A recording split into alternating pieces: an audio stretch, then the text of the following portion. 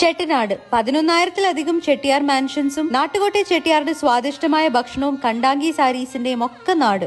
ഈ അതിമനോഹരമായ ഗ്രാമം കാണാൻ 2-3 ദിവസം നിങ്ങളുടെ കയ്യിലുണ്ടെങ്കിൽ എന്തൊക്കെ ചെയ്യാമെന്നുള്ളൊരു കംപ്ലീറ്റ് ഐറ്റിനറി ആണ് ഈ ഒരു റീല്. 100 വർഷങ്ങൾക്ക് മുമ്പ് ഒരു ചെട്ടിയാർ മകൾ വിശാലാക്ഷിക്ക് കല്യാണത്തിന് കൊടുത്ത ഒരു വീട്. ചെട്ടിനാട് വന്നാൽ നിങ്ങൾ നിർബന്ധമായും എക്സ്പീരിയൻസ് ചെയ്യേണ്ട ഒരു പ്രോപ്പർട്ടിയാണിത്. So welcome to Vishalam by CGH Earth. നിങ്ങൾ ഇവിടെ എത്തിച്ചേരുമ്പോഴത്തേനും പരമ്പരാഗത രീതിയിൽ നിങ്ങൾ സ്വീകരിച്ചതിന് ശേഷമാണ് അവരുടെ സേവനങ്ങൾ ആരംഭിക്കുന്നത്. മൊത്തം 15 റൂമുകളാണ് ഇവിടെ ഉള്ളത്. എല്ലാം തന്നെ രാജകീയം എന്ന് തോന്നിപ്പിക്കുന്ന രീതിയിലാണ് അവർ പണിതിട്ടുള്ളത്.